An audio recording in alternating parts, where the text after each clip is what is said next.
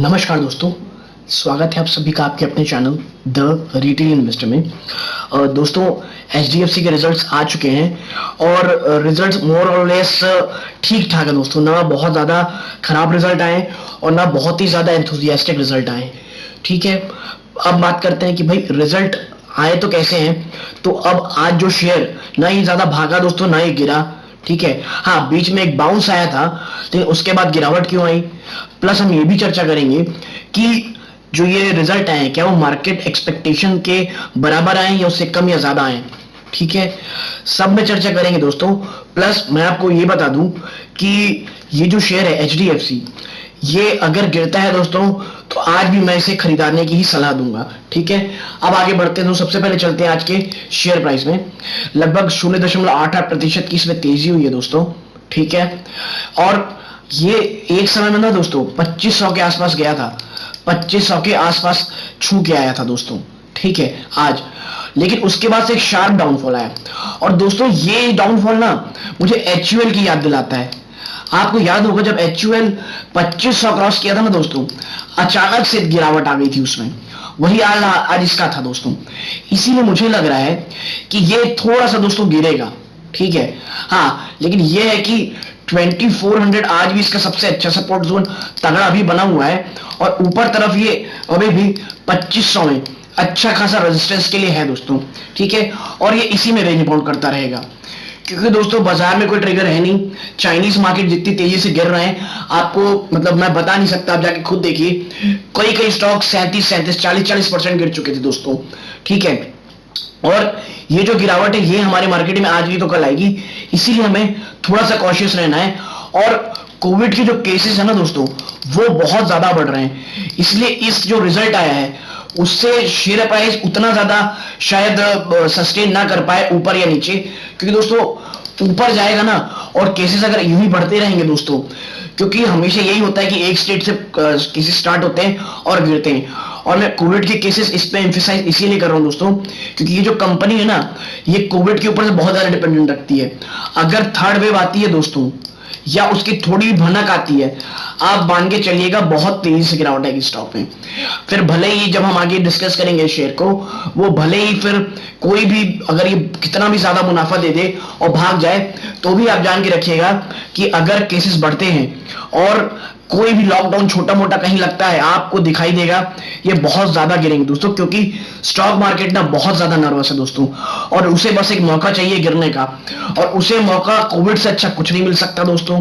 ठीक है, pharma stock की गिरावट इस बात का संकेत देती है दोस्तों कि जब चीजें बहुत ज्यादा भारी हो जाती हैं और उन्हें कुछ भी चीज मिलती है अपनी चीजों को हल्का करने के लिए, आप देख रहे होंगे जबरदस्त डाउनफॉल आया फार्मा निफ्टी फार्मा में दोस्तों। ठीक है, और दोस्तों मुझे आज भी पर्सनली ये स्टॉक बहुत ज्यादा पसंद है, मैं आपको लिख के दे रहा हूं दोस्तों। लेकिन जो चीज मुझे थोड़ा सा डराई है आज वो ये है कि जो ऊपर जाने के बाद जो गिरावट आई है दोस्तों। ठीक है, आप देखेंगे एक दिन के जो ये चार्ट है दोस्तों, ये देखिए आप, ये गजब की उठा हुआ है दोस्तों ये। उसके बाद फिर ये डाउनफॉल आया है ये, उसके बाद ये शेयर लगभग उसी के आसपास ऐसे बंद हुआ है। अब कल देखना है कि ये कितना, और मैं बता दूं कल भी ऐसी होगा दोस्तों मेरे हिसाब से। ये ऊपर बंद होगा, ऊपर भागेगा 2500 के आसपास, आपको फिर ये डाउनफॉल देगा ही देगा दोस्तों। और अगर दे चुपचाप से खरीद ले दोस्तों इसको। ठीक है, क्योंकि और खरीद ले जब मैं कहता हूं दोस्तों ये प्योरली मेरी पर्सनल राय है, कोई भी बाइंग और सेलिंग की रिकमेंडेशन नहीं है, ये प्योरली एजुकेशन पर्पस के लिए है। ये मेरी पर्सनल राय कि मैं क्या करूंगा, आप अपने वित्तीय सलाहकार से सलाह लिए बगैर कोई पोजीशन ना बनाए दोस्तों। ठीक है, अब सीधा चलते दोस्तों आज के रिजल्ट के ऊपर। ठीक है दोस्तों, रिजल्ट पे जाने से पहले सबसे पहले मैं आपको एक चीज दिखाऊंगा, वो लाइन ही पढ़िए द प्रॉफिट नंबर। एक सेकंड रुकिए दोस्तों, मैं जब तक ये मिटा रहा हूं पेन थोड़ा अपनी पतली करूं, तब तक आप प्लीज वीडियो को लाइक कीजिए और चैनल को सब्सक्राइब कर दीजिए please. Now, the profit number was above the market estimate, as a CNBC TV 18 poll of analysts had expected. Q1 profit at rupees 2,898.7 crore. Total revenue from operation for the quarter came at rupees 11,657.47 crore, down 10.45% from 13,0718.68 crore from Q1। दोस्तों देखिए पिछले quarter से ना कमी आई है दोस्तों इसमें। ठीक है। और पिछले क्वार्टर से भी कम रिजल्ट आना ये थोड़ा सा चिंताजनक है दोस्तों, क्योंकि पिछली बार आपको पता होगा कि ऐसा क्यों होता। ठीक है, क्योंकि सीवियर लॉकडाउन था दोस्तों। ठीक है, हाँ। अब थोड़ा देखिए, आप ऊपर शुरू करते हैं, क्योंकि ये मुझे बताना था, क्योंकि अगर मार्केट एस्टिमेशन के बावजूद अगर शेयर नहीं भागा है दोस्तों, तो कुछ तो गड़बड़ है दोस्तों। ये मेरी पर्सनल राय मैं बता दूं कि जब भी मार्केट एस्टिमेट को ब्रेक किया है, ये शेयर्स भागे हैं दोस्तों। या तो दो रीजन होगा, शायद ये कल कल भागे, क्योंकि कई लोग अपने शॉर्ट पोजीशन को कवर कर रहे होंगे दोस्तों, कल शायद ये भागे, या कल आप इसमें एक सीवियर गिरावट देख सकते हैं दोस्तों। लेकिन मैं ऊपर की तरफ आज भी ये नहीं मानता कि 2500 तोड़ेगा दोस्तों, क्योंकि आज जिस तरह इतने हैवी वॉल्यूम के साथ इसमें गिरावट देखा हूं मैं, लगातार गिरावट, इसलिए मुझे थोड़ा सा डर लग रहा है दोस्तों इसमें। ठीक है, अब आगे चलते हैं। अब आप देखिए HDFC's Q1 net income, the difference between the interest income from lending and interest paid to depositor stood at rupees 4,167.7 crore compared to rupees 3,392 crore in the previous year, representing a growth of 22%. ये दोस्तों एक अच्छी चीज है बहुत। मैं बता दूं 22% का जंप आया दोस्तों, 22% का जंप। ठीक है, और ये एक अच्छी चीज है दोस्तों। आगे है, मुझे इसमें ज्यादा पसंद दोस्तों ये ज्यादा देखना कि नेट इंटरेस्ट मार्जिन में क्या हाल है। Came at 3.7%, capital adequacy remained at 22%, while tier 1 capital remained at 21.3%। ठीक है दोस्तों, ये नॉर्म है जो हमें फॉलो करनी पड़ती है।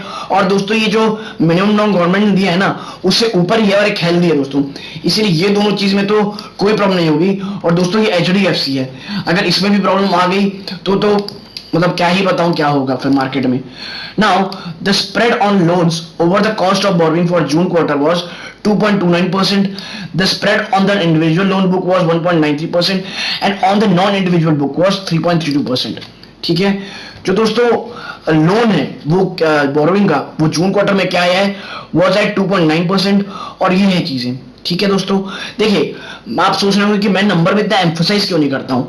दोस्तों देखिए, रिजल्ट है ना, रिजल्ट थोड़ा बहुत अप डाउन आ सकता है, और ऐसे बहुत सारे आपको वीडियोस मिलेंगे जो आपको पूरे पॉइंट टू पॉइंट समझाएंगे कि भाई रिजल्ट कैसा है, या क्या कम हुआ है, क्या ज्यादा हुआ है।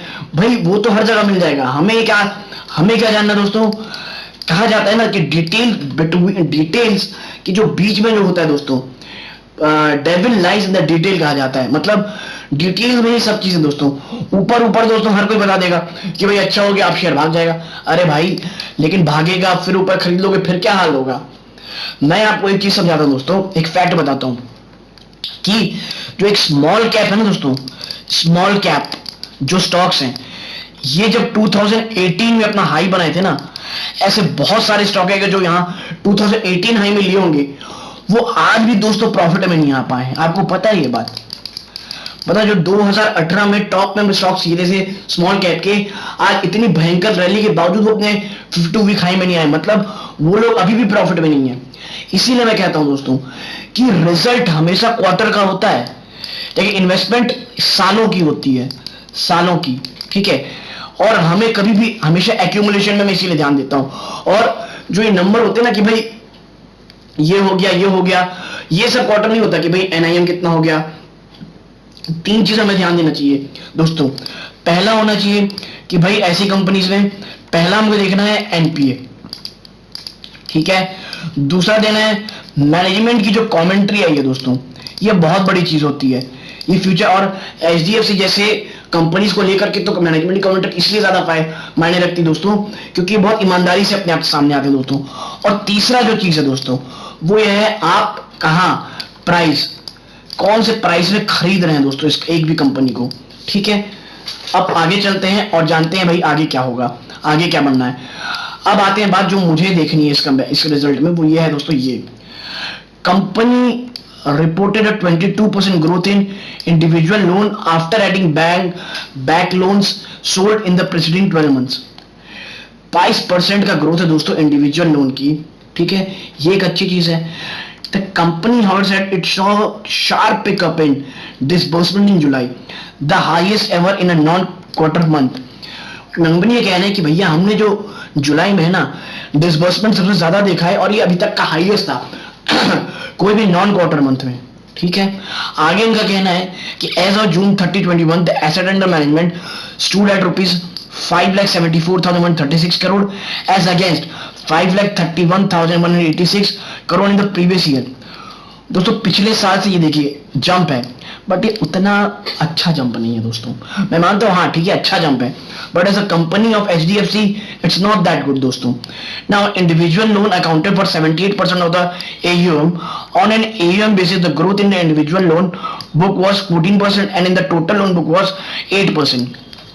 दोस्तों जो पर्सनल इंडिविजुअल लोन ग्रोथ है ना वो बहुत ज्यादा है, बशर्ते जो टोटल लोन बुक है वो केवल 8% हुई है और जो इंडिविजुअल है वो 14% बढ़ा है।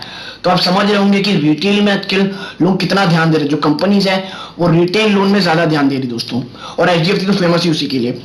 अब जो मेन चीज दोस्तों वो NPA, the company said non performing asset increase due to slippage on, देखिए ये बढ़ा है दोस्तों, ये बहुत बड़ा सर दर्द है। मैंने लिखा था ना NPA बना NPA का भूत, due to slippage on account of the second wave corona virus, collection effort were hindered due to recovery team being unable to do field visits.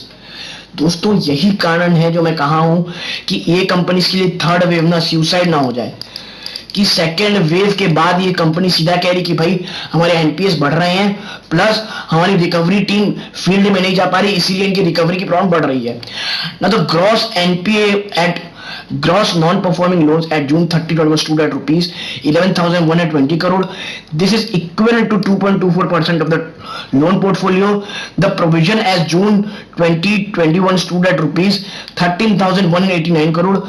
The provision carried a percentage of export default is equivalent to 2.64%. देखिए दोस्तों NPA आज भी है इनके पास, और देखिए आप कुछ भी बोल लीजिए, कोरोना वायरस बहुत जबरदस्त हिट किया है इन कंपनीज को, और HDFC जैसी कंपनीज को इतना हिट किया तो आप समझ जाइए छोटी कंपनीज का क्या हाल होगा।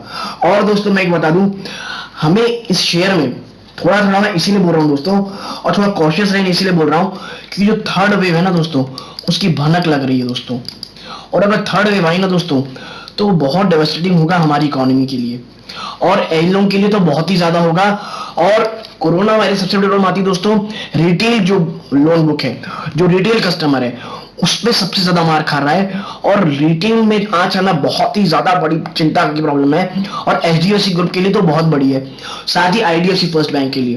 ठीक है दोस्तों, इसीलिए मैं आपको कह रहा हूं HDFC के रिजल्ट ठीक है दोस्तों, NPA का इश्यू अभी भी बना हुआ है हाँ, और कोई कुछ भी बोले दोस्तों हमें एक चीज ध्यान रखनी है, मार्केट नर्वस है, और जो स्ट्रीट एस्टिमेट थे उससे अच्छे रिजल्ट आने के बावजूद अगर ये शेयर नहीं भागा है तो आप समझ लिए कुछ प्रॉब्लम है दोस्तों। ठीक है, और 2500 का मुझे भी ऊपर दिख रहा है प्रॉब्लम। हाँ 2500 को अच्छे वॉल्यूम से तोड़े दोस्तों, तब आप और सस्टेन कर जाए दोस्तों क्लोजिंग बेसिस पे, तो आप एंट्री लेने की सोच सकते हैं दोस्तों। ठीक है, वरना अभी थोड़ा 2400 के आसपास स्टार्टिंग कर सकते हैं, और करेंटली में तो एक आध दो दिन थोड़ा देख भी ले दोस्तों तो ज्यादा अच्छा रहेगा। इसीलिए मैं फ्रेश एंट्री की तरह तभी दूंगा जब ये 2500 के ऊपर जाके सस्टेन करे दोस्तों, प्लस मार्केट थोड़ा नर्वस है, इस बात को हमें नहीं भूलना चाहिए। ठीक है दोस्तों, तो दोस्तों ये इस वीडियो का अंत था, यहाँ तक देखने के लिए धन्यवाद। चैनल में नया है, चैनल को प्लीज सब्सक्राइब कीजिएगा और बेल आइकन जरूर दबाइएगा दोस्तों। धन्यवाद, जय हिंद।